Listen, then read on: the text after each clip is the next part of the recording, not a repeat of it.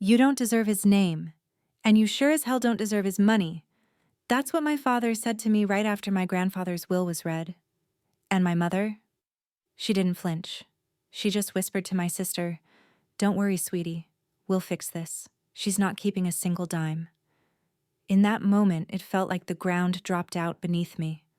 I'd always known I was the outsider in our family, the difficult child, the one who wasn't soft enough, quiet enough, obedient enough. My parents never said it aloud, and their silence spoke louder than words. Saffron was the daughter they loved. I was just there, but I never imagined they would actually try to erase me. After Grandpa died, I was grieving quietly, preparing for the loss. But then came the shock. He had changed his will, leaving everything to me. The family estate, the jewelry vault, the legacy that had always belonged to the Langston bloodline. And with one sentence from the lawyer, my parents' faces twisted into something I had never seen before. I didn't steal anything. I didn't even know about the change. But to them, I was suddenly a thief, a traitor, a problem that needed to be eliminated. That's when they turned on me. They came for my name, my business, my reputation, and eventually for my mind. They thought they could break me, but my grandfather left behind more than money. He left behind a plan. And now, I'm going to tell you all of it. Hi, I'm Serafina. And this is the story of how my parents tried to erase me, to give everything to their favorite daughter. But my grandfather, he saw it coming, and he made sure the truth wouldn't stay buried. Before I begin, I'd love to know you're here with me. Just say hi in the comments, or let me know where you're watching from. And if you feel for stories like mine, hit subscribe. It helps these voices be heard by more people who need to know they're not alone. Thank you. And now, let me tell you everything. They say Savannah is a city that remembers. Spanish moss hangs from the live oaks like it's holding on to the past. The cobblestone streets never forget where they came from, and neither do the families that built their names here. I should know. I'm Velveteen Rosewood, 30 years old, jewelry designer, descendant of the Langstons, and, apparently, the invisible daughter. I can still see the cake clearly. It was my 10th birthday, a lopsided vanilla sponge handmade by my grandmother Margaret with wax candles melting faster than I could blow them out. We ate it in the sunroom of the Langston estate, a room that smelled faintly of lavender polish and fading expectations. There were no balloons, no music. Just me, grandmother, and 3 great aunts who couldn't even remember my name. 3 years later, Saffron, my younger sister, turned 7. The house was transformed into a palace. A live DJ ice sculptures, a 3-tiered unicorn cake imported from Atlanta, and a guest list pulled straight from Savannah's elite prep schools. She wore a custom pink tulle dress with matching satin gloves. I wasn't even allowed to touch the cake knife. That pattern never changed. I saved up for months making clay pendants and pressed flower earrings on Etsy just to buy myself a vintage bicycle I fell in love with at the antique market. The same week, my parents surprised Saffron with an electric scooter because she couldn't be seen trailing behind the other girls in her circle. I won first place in a statewide jewelry design competition in high school. The ceremony was on a Saturday morning. My parents didn't come. They were busy escorting Saffron to a regional dance audition. They sent flowers 2 days later. The card read, "Proud of you. Don't get cocky." Saffron got a pearl necklace when she scored a B on a history test. I got nothing when I made the honor roll 3 semesters in a row. My name was never on the fridge, just hers in sparkly gold alphabet magnets. Still, I didn't protest. I thought maybe if I worked harder, if I got better, they'd finally notice. I studied jewelry design late at night using free online courses while working part-time at a flea market stall. My father refused to co-sign student loans. "Creative fields don't build empires," he said. "They build debt." But I kept going, because it was all I had. I don't resent my sister. Not really. She didn't choose to be favored. I just wished I could have laughed freely like her, without always feeling like I had to apologize for existing. The only person who ever looked at me like I wasn't a mistake was my grandfather, Henry Langston. He once came to a pop-up market downtown where I was selling my first gemstone rings. He never said a word, just nodded and bought a brooch without bargaining. He wore it on his coat the next week. That silent gesture meant more than every compliment my parents gave Saffron combined. He passed away 1 week after my 30th birthday, and with that, the carefully stitched veil of our family came undone thread by ugly thread starting with a single meeting about his will. Grandfather's funeral was held in one of Savannah's oldest cathedrals. Stained glass marble pews, pressed suits, and southern whispers wrapped in faux condolences. My parents moved through the crowd like royalty clasping hands with old family friends and real estate magnates. You'd think they were the ones being honored. I stood beside Grandmother Margaret near the back, holding her gloved hand as she whispered, "Your grandfather believed in you. Always." I didn't know then if it was a reassurance or a warning. 3 days later, an email arrived from the family lawyer. It was a formal invitation to attend the reading of the will. I barely had time to process the message when a text popped up from my father. "After the meeting, consider what's best for the family." My father rarely texted me, never anything unsolicited. That message was more than strange. It was a signal. The Zoom meeting was held on a Friday morning. The lawyer, Mr. Ellery, wore his usual bow tie and carried the same neutral tone he used when handling family disputes. He began reading the will straightforward at first. Then came the surprise. "The estate and holdings of Mr. Henry Langston shall be equally divided among his grandchildren, Velveteen Rosewood, Saffron Bell Langston, Eloise Harper, and Jasper Harper." For a second, no one said anything. Then I caught the look in my parents' eyes. It wasn't shock. It was fury. My share matched Saffron's both in liquid assets and equity in the Langston Gemstone holdings.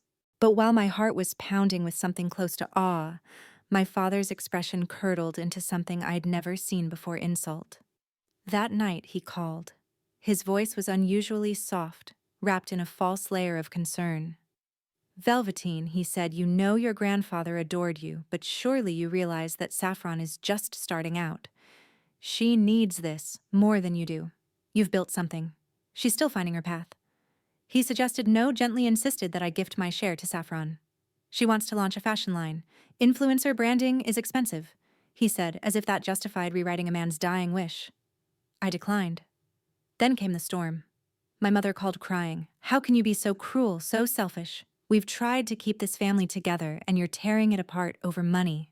I hung up before she finished. A week later, a legal-looking PDF appeared in my inbox. Proposal for internal redistribution. My father wrote that he would be initiating a corrective amendment to the inheritance, citing that Mr. Langston's verbal intentions were not adequately reflected in the written will. I stared at the document for hours. This wasn't about favoritism anymore. This was a coup. I called Grandmother Margaret. Her voice was calm, almost tired, as if she had rehearsed this conversation in her head for years. I told her everything. There was a pause. Then she said, "Your grandfather prepared for this." "What do you mean?" I asked. "There's a clause," she said quietly. "It was his last addition to the will. Not everyone will be pleased once it's revealed, and that was the first time I felt it, the shift, the sense that the past wasn't done with us yet. That justice long buried beneath pearls and performance was stirring beneath the surface, waiting." The night after I spoke to Grandmother Margaret, I didn't sleep. I lay on the living room couch, still wearing the same blouse from the day before, staring at the ceiling fan spinning slowly overhead. The silence around me was heavy, but my mind was louder than ever. Every word from my parents replayed on loop, each text message like a thorn in my chest. "You're being unreasonable. Saffron needs this more than you. You're destroying this family over greed." I opened my laptop and reread their emails, my fingers tightening around the trackpad with each sentence. It was all their emotional blackmail insinuations, their so-called appeals to morality. No one ever asked how it felt to be overlooked. No one cared that I had built something from nothing. I had always been the disposable one, the one whose sacrifices were expected, never acknowledged. But not this time. I opened a blank email. My tone was deliberate, firm. I thanked them for their concern and made it clear that I would not be relinquishing my rightful share of the inheritance. I stated in no uncertain terms that I would consult legal counsel if any further pressure was applied. I hit send. My hands trembled after, but I didn't regret it. 3 days later, an invitation arrived. A formal family meeting at the Langston estate. A gathering to align post-will expectations, it said. I stared at the message for a long time.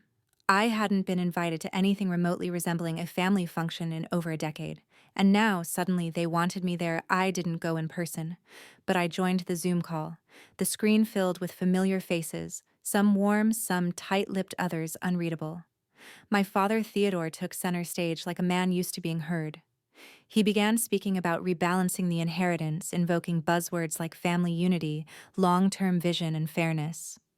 He said that Saffron was still developing her career while I had already found stability, that it made sense logically and emotionally to redistribute accordingly. Not a single mention of my efforts, my sacrifices, or the years I spent clawing my way up without support. I remained quiet through most of it, but my silence was not consent. It was observation, and what I saw was manipulation dressed in concern. By the end of the meeting, I had been painted as a problem, unwilling to compromise, prioritizing self-interest over family. Subtle language, but it was enough. Enough to shift the mood. Enough to seed doubt. Later that evening, I opened Instagram and froze. Saffron had posted a story, a photo of a cracked pearl with the caption, "Family means sacrifice. Some people will never understand." My chest tightened. I texted her immediately. "Can we talk?" Her reply came minutes later. "Dad and Mom know what's best. You're making this harder than it has to be." I didn't respond. I stared at her message until the screen dimmed. I used to think she was just naive, a pawn, but now I saw it clearly. She had chosen. Maybe not out of malice, but out of fear. Or comfort. Maybe both. That night I did something I hadn't done before. I wrote directly to Mr. Ellery, my grandfather's attorney. My message was brief, but pointed. I asked if there were any clauses in the will that protected the intended distribution, any legal safeguards my grandfather might have left behind. He didn't reply right away, so I waited, quietly, alone. I closed my store early the next day. The energy in me had dulled to something heavy and quiet. At home, I pulled out an old jewelry box I hadn't touched in years. Inside was a necklace I had made when I was 17, delicate, imperfect, a silver chain with a single aquamarine. I had given it to my mother on her birthday. She had thanked me, then tucked it away. She never wore it. Just like she never really saw me. I held the necklace in my palm as the sunlight faded through the curtains, casting soft blue light onto my hands. I wasn't sure if I was sad, angry, or just tired. But I knew one thing with absolute certainty: whatever came next, I would face it, alone if I had to. The call came 3 mornings later. I had just opened my store, the scent of bergamot and sawdust lingering in the air from the night before. My phone lit up with an unknown number. I almost didn't answer. But something told me to. It was Mr. Ellery. His voice was steady as ever, but gentler now. He told me he had reviewed my request and wanted to speak privately. I stepped into the back office, closed the door, and sat down. "There is indeed an additional clause," he said, "added by Mr. Henry 5 years ago. Fully witnessed, notarized, and on file." I held my breath. The clause states that any individual, directly or through coercion, who attempts to contest or manipulate the equitable distribution of the estate shall forfeit their entire share, permanently. My hand covered my mouth. I didn't speak. I couldn't. Grandfather had known. Not just suspected known. He had seen it coming, and he had acted to protect me in the only way he could. Later that afternoon, I visited Grandmother Margaret. Her home smelled of old cedar and chamomile, as it always had. She was in her sunroom, sitting in her favorite chair with a photo frame resting in her lap. It was a picture of her and my grandfather on their 50th anniversary. I told her about the clause. She didn't seem surprised. "Your mother and father asked him years ago to change the will," she said, voice even. "They wanted it all to go to Saffron. Said you wouldn't know how to handle a legacy, that you weren't built for it." My jaw clenched. He refused. He told them, "Legacy isn't inherited, it's earned." He never spoke of it again. But I know it hurt him. She reached for my hand. "He believed in you, Velveteen. Not just in your talent, in your integrity. He left that clause not just to protect his wishes, but to protect you." I nodded, tears blurring the edges of my vision. That evening, grandmother and I scheduled a family Zoom meeting. We invited the lawyer, the extended relatives, and, of course, my parents. When the call began, the atmosphere was stifling. My father looked irritated, my mother distracted. The cousins were wary. Mr. Ellery began. He outlined the clause carefully, citing dates, documents, and legal authority. Then, in a tone that cut like steel through silence, he declared that Theodore Langston had violated the conditions of the will. He would be removed as executor. His share, along with Eleanor's, would be reallocated to the grandchildren as per the protective clause. There was no shouting, no argument, just a heavy, stunned silence. My father stood and walked off screen. My mother's face turned pale, then the screen went black on their end. Afterward, my inbox buzzed with notifications. Some cousins wrote to say they supported me. Others accused me of overstepping, of destroying family harmony. Jasper didn't respond at all. Clara and Winston simply sent, "You did the right thing." A few hours later, a post began circulating through the old money social groups in Savannah. It didn't mention names, but it didn't have to. Sometimes bloodlines fracture over greed disguised as justice, it read. I didn't reply, I didn't repost, I didn't explain. Because I didn't have to. For the first time in my life, I wasn't asking to be seen. I had been seen by the one person who had always known me, and that truth was more powerful than any room full of relatives with sharp smiles and sharper knives. I thought the storm would pass once the clause in the will was enforced, once the truth was laid bare in front of every family member. But what came next was not calm. It was the quiet before a new storm, one less visible, more insidious. The backlash didn't begin with screaming. It started with whispers, digital ones, public ones with carefully crafted language and just enough distance from the truth to sting. It began with my mother. Eleanor was always graceful, always poised, always 2 steps ahead. She didn't confront me directly. Instead, she let the city's social circles do the talking. Subtle mentions in ladies' brunch groups, messages leaked through board members at the Savannah Preservation League. Her version of events was that I had manipulated a dying man into rewriting his legacy, that I had pushed the will through under emotional pressure, that my quiet little victory had come at the cost of dignity. It worked. Within days, private forums started echoing the story. Phrases like ungrateful granddaughter and ambitious beyond boundaries began appearing beneath pictures of my jewelry pieces. One anonymous post said I had no shame using my own bloodline as a marketing tool. I told myself it would blow over, but it didn't. I noticed the dip first in numbers. Orders on my website slowed, cancellations ticked up, then came the emails short and cold. We're reevaluating our purchase. Concerns about brand integrity. Uncomfortable with recent reports. Reports I had never seen, because they didn't exist, not officially. Then someone sent me a screenshot. A post in a local art and design forum accused me of using synthetic stones, claiming I had marketed them as antique heirloom gems. The post included manipulated photos and false timestamps, and it was spreading fast. At first I was numb, then I was nauseous. I logged into my business accounts and saw coordinated attacks. Negative reviews flooding in, all with similar phrasing. Comments on my Instagram filled with passive-aggressive concern. Just wondering if this piece is lab-grown. Looks a bit too pristine for a heritage item. It was too precise to be random, too rehearsed.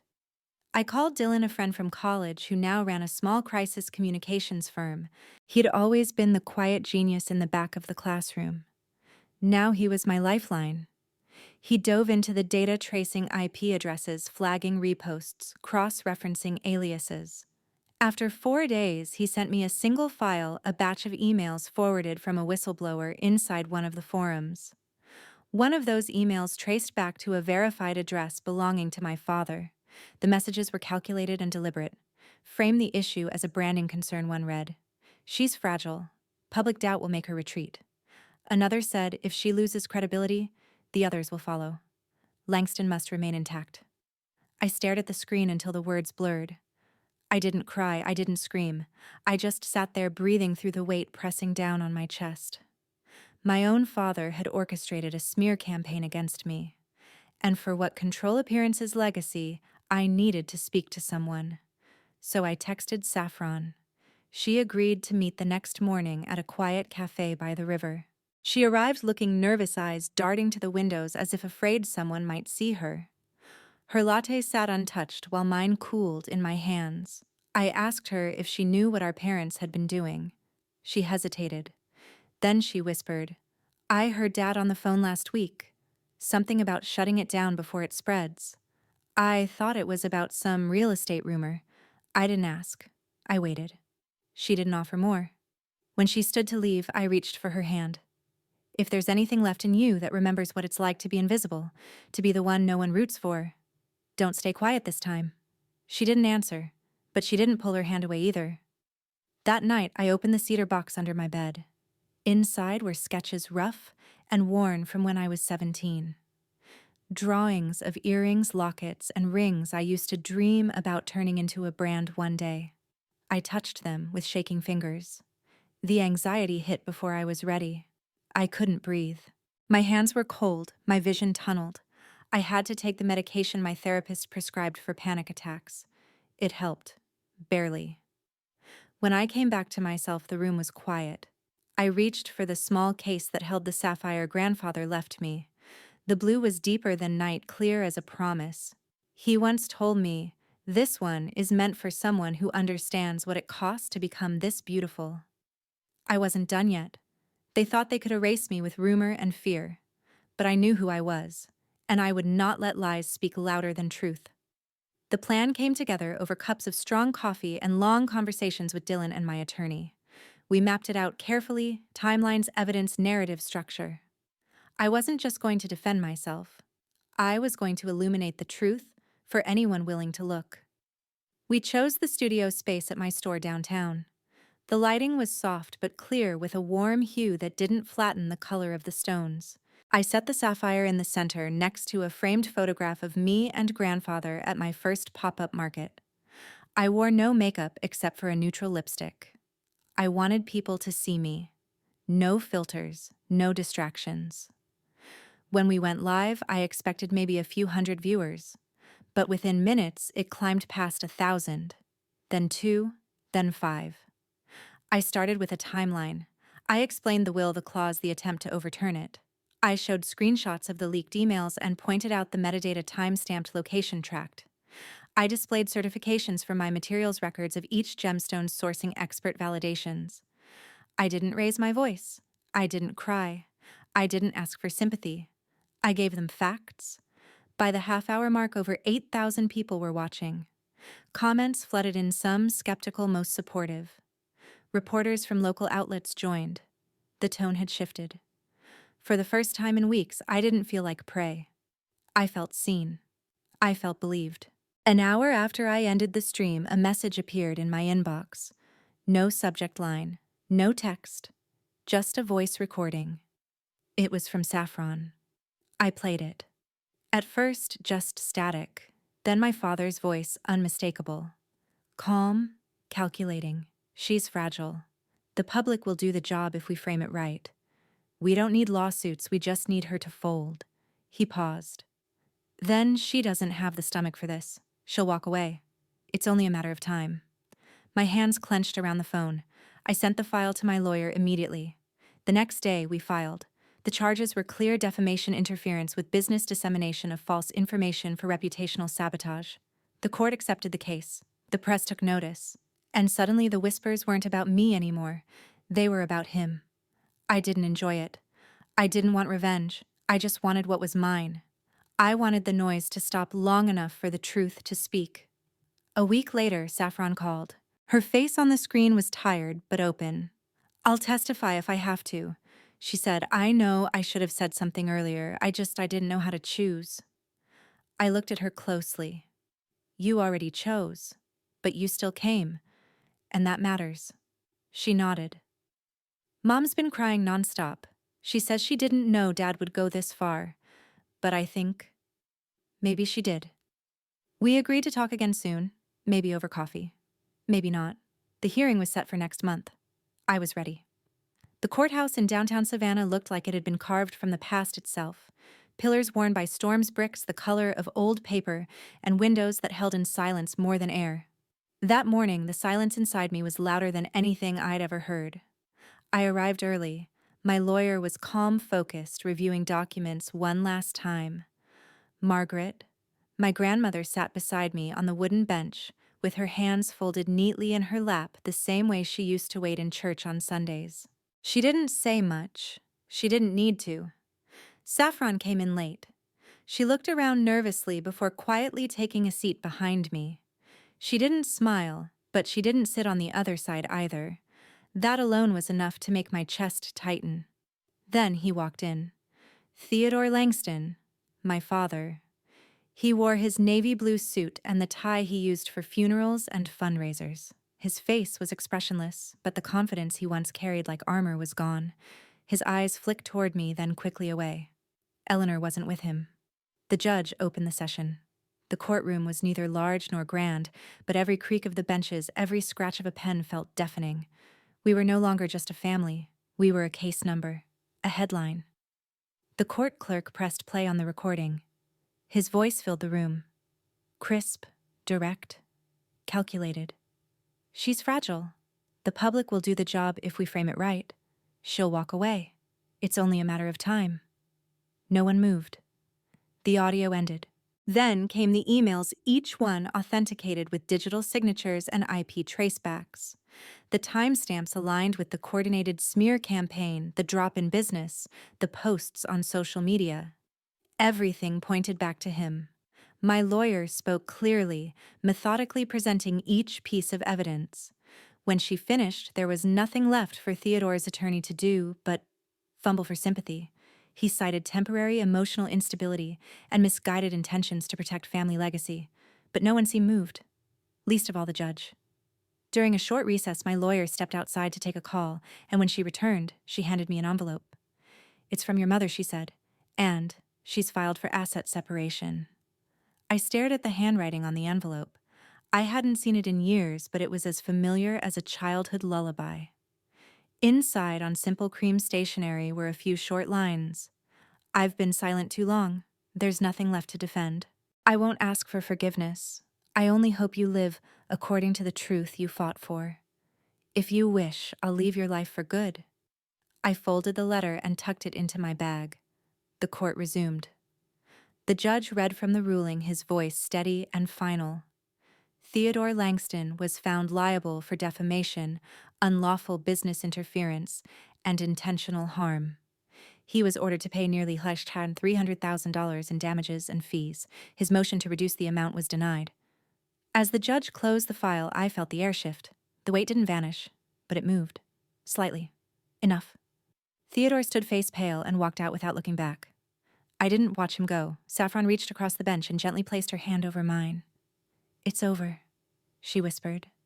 I turned to her and said no. "It's just that this chapter is done." That night, I returned to my exhibit space. I stood in front of the antique mirror once owned by my grandfather. I saw myself not as a daughter, not as a victim, not even as a survivor. Just myself. I took off the bracelet he'd given me when I turned 16. I laid it on the table and picked up my journal. I wrote one sentence.